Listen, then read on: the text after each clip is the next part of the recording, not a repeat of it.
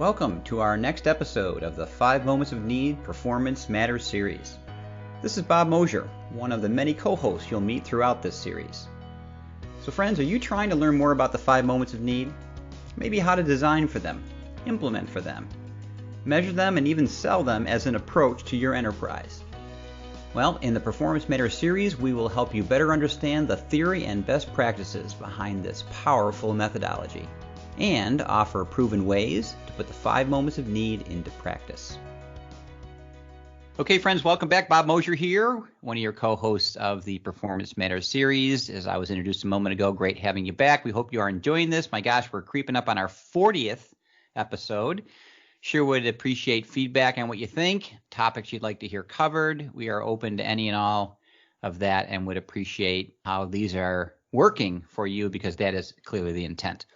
I am honored today to be joined by one of my dear colleagues in this journey, been with me forever in this. She is a rock star, in my opinion. Anytime I talk about those who are instructional designers in this, there's no one better in the world, in my opinion, than Miss Sue Reber. So, Sue, welcome. Good to have you here. Hi, Bob. Thank you. Thank you for that nice compliment, too. Well, it is well earned, my friend. It is well earned. Your work amazes me as I see you do it. So, Sue, why don't we start with this, which is normal to these things. I'm not a big intro guy and reading bios and stuff. Give us a little bit of your journey, if you wouldn't mind, in getting here to where you are, this wonderful developer that you've become. Well, I started out with you a really long time ago at Logical Operations.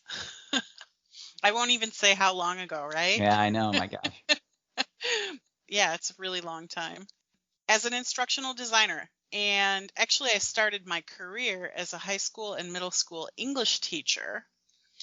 And I really loved education, but I didn't like the stuff that went along with it. So I wanted to do something else that would allow me to write and use my education background. And wow, instructional design is like perfect, right? Yep. So that's how I wound up at Logical Operations, and it's just been a journey since there. I mean, we walked together through walking into performance-based, really getting into performance-based and case-based learning at Logical Operations, and then we went to Intuitive, where we really were deeply involved in performance support, and from there on to APPLY Synergies, where this is what we do, is the 5 moments of need. Been remarkable to watch you evolve, Sue, and all that. I have known you through that whole journey. You were steeped in the traditional model, if I may call it that. Mm-hmm. You taught others, you managed others who did that. And even with all that, it was just remarkable to see the light bulb come on for you and see you shift openly, which candidly I don't think everyone does, to this new way and evolve into a leader in this as well in our organization and guiding others and our clients in doing this, and their instructional designers in doing this. So, Sue, it's obviously something we're both passionate about. It's something we both believe in. I believe in this as much as I believed in any approach to instruction that I've been involved in. Similar background to you, back to public education. So, 1990, Gloria Geary. We've referenced her before. She wrote a remarkable book in 1991, Electronic Performance Support Systems, EPSS as we call them now. So, my gosh, Sue, 1991, been around forever. We could build it then.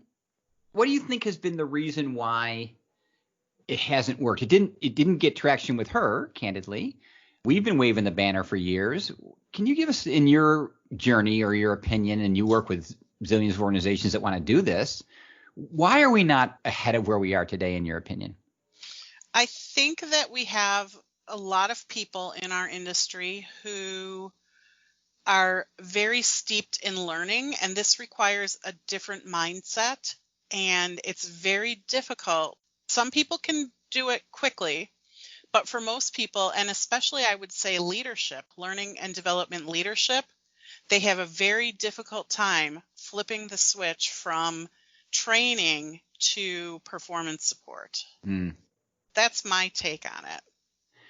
And why do you think that is? I mean, I'm going to push you a little bit on this, because we're it's funny because those same people would say, well, of course, we're in the performance business. That's what we want to be the outcome. Why do you think it's been so hard for IDs? You mentioned one as we were preparing for this, but you mentioned one that actually worked with us in those organizations you mentioned, and to this day still struggles. When you work with him or you counsel him and others that he works with, what do you think are the common switches he can't flip? It's a misunderstanding of what performance is and looking at it from feeling like you can get to performance from knowledge alone. I love that. You know, it's funny because I was having a conversation with an organization that we're working with, and you'll love this, Sue. They mentioned, as I was going through this, they said, well, wait, we can't do this because we have so much they need to know before they can do. Yep, that's the most common thing that I hear is. Isn't that amazing? And I said, what do you mean? They said, oh my gosh, there's just so much our subject matter experts feel that these learners have to know before we dare let them touch or do anything. So we have these, listen to this, 3 to 5 day knowledge courses, 3 to 5 day long knowledge courses that cover SOPs and processes and legalities and all these things. Why do we come at it from this no first thing? Why don't we get that that's meaningless without context? I think that people are afraid, so they think that they are providing the context. Right? So they think if I give you all of this knowledge, then I'm providing you with the context for you to be able to do the job. That's what I see. Boy, Sue, that's really a remarkable insight because to us, context is the workflow. They're equating context to knowledge alone without that context of the workflow. Yep. So this one's going towards a Technology Matters series, one of our many subcategories or focuses. And you and I are both in agreement that if I'm going to build e-learning, I need an e-learning authoring environment. I'm not going to build e-learning with PowerPoint. It's all about if I'm going to build a house, I'm not going to saw a board with a hammer. I'm going to buy the right tool. And it's a struggle in this world to get people to see the power of what is called an EPSS authoring environment. So organizations have the capability to build and implement an EPSS within their organization. What do we mean by that when we say the capability of building an EPSS? I think that if you flip that switch and think about what is it that people need to do and really break it down into job tasks, you can build and implement that EPSS capability into anything. You can build it in Word, you can build it in SharePoint. We've built in tons of different things. But how do I make sure that I make those things do what an EPSS can do? That's all about the design, right? The design is really critical, and you have to think through, especially if you're not going to use a traditional EPSS software. You need to really think about what is it that people need to be able to do? How do they need to be able to get to it, to what they need to do? And how can you make sure that they only have what they need and they are not buried in details that they don't need, but that they can get to those details? So it's principle based. We have to understand those principles to have these tools do what they do. Yes, I think so. So if I want to have an organization get there, I'm a learning leader listening to this, and I get the idea that I'm not going to make e-learning without Captivate or without the appropriate tool. I don't want to use PowerPoint to make e-learning. But I also have an organization that's resistant to buy, maybe even today, or buy anything they don't understand, because I'm in the early stages of getting my organization to even buy into the principles of performance support or 5 moments, let alone laying out the monies to buy a tool to build it. So how does an organization evolve their way to a fully functioning EPSS technology framework? If I'm the leader, what's my plan in getting there, knowing that that's the end game, but I may have to take some baby steps to get there? I think you have to start where you are. And pretty much it's that way with everything, right? What can I do with what I have? You need to really dig into what is an EPSS? What do I mean by that? What can it do? How can it help me? You need to really understand what the principles are behind performance support. Then, once you really have that down, and that really does take some research and really thinking through things, maybe you're going to take a look at your existing programs, and instead of looking at the training and thinking in terms of training, you're going to look at what do people need to be able to do. And you're going to maybe pick some small little piece of that, and you're going to develop a proof of concept using the software that you have, whatever it is, whether it's SharePoint or it's Microsoft Word or it's PowerPoint, which I wouldn't recommend, Confluence, Microsoft Teams, Smart Sheets, pretty much whatever you have, figure out how you can best use it. You need to understand that there are limitations because you're not using performance support software, right? You're using something that is not intended for performance support. You're making it work in a way it's not intended to. So there's going to be some limitations to it. You're going to use that proof of concept and share it with people. I would share it with the people doing the work, see what they think about it, and that's going to help you make your business case. And then once you have your business case, maybe you'll be able to build out the rest of the performance support and implement it and gather the data, like how is it affecting how we do the work? And then you can begin to scale it. Brilliant. So let's talk about your experience, Sue, for a bit, because you've remained so true to the principles. I've seen you build remarkable things with lesser tools. You and I both admit they're not what we would prefer to build in, but I've seen you do just remarkable things. In your journey in doing that, so people who are, again, going to try to dip their toe into this, what are some of the limitations they should anticipate when they use those lesser tools? When in your work, what have you run into that if we'd gone with an EPSS authoring tool to begin with, what we're dealing with right now wouldn't be a problem? But, we've got to build the business case. Again, I get where we're going. But what I'm trying to help here is those listening, they want to, in building that business case, to go to that next level, get that dollar sign, get that buy-in to buy the thing. They have to be realistic in understanding what their team's going to come up against, what they're trying to fight the battle for, and frankly might want to expose intentionally some of these limitations to go, see, we can't do that because we used X. What's been your experience of some of those limitations you've run into that you have to work around? I think it depends on what it is that you need to use to build the performance support, because that's going to determine what the limitations are. So, for example, if I'm using SharePoint to build performance support, the critical thing is to try to make it so that it's not going to be a nightmare to maintain, right?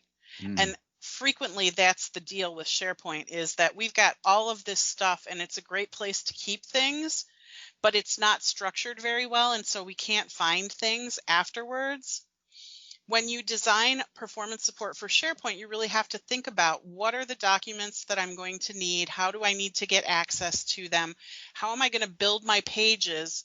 How am I going to build the structure behind the scenes so that I can be able to actually maintain this performance support with a minimal amount of effort? And I think that a lot of times one of the biggest limitations is managing the relationships between the pieces in a performance support solution. Because, for example, if you think about our pyramid, you start with the context, with the workflow or the roles or however it is that people need to get to the tasks that they do. Mm-hmm. And then you need to drill down to the tasks. And we say we want those tasks to be quick steps and detailed steps. And I want you to be able to get to the quick steps quickly. So if that's all you need, you can get in, get those quick steps, and get back to work. If you need details for any of those steps, I want you to be able to drill down to that without too much trouble. Yeah. 2 clicks, 10 seconds. Yeah. And then get out. So I want you to be able to go only as far as you need to, but have access to everything you need with the task, so that you don't have to go searching in 15 different folders in SharePoint to find what you need. Mm. And I think that's pretty much the case with anything that's not performance support, because the performance support software helps make those relationships for you. It's funny because, as we talk about a lot, Sue, that we always kept our training current, but currency in performance support takes on a whole different meaning. We can have versions of a course that we'll release next quarter, or we'll release the next time we bring people to the class, or the next upgrade of the software. But performance support is only as helpful in the workflow as the information is correct. So I think L&D is blindsided by content management in its truest form, and maintenance, because you can build that first EPS fairly quickly in probably anything, right? But it rears its ugly head when information changes, or you have to keep things current, or the information you're linking to is owned by another content owner or somewhere else. Governance around all of that in anything shy of a true authoring environment that manages versioning and all those things really becomes the harder part of this long term. Yep. So, Sue, if you had to give advice to somebody trying to do this themselves, trying to win this battle, what's the optimum scenario for you that you think they should make a case for in doing this right that's going to get them to the finish line the quickest? I think just building something and making a case, right? Building something to showcase.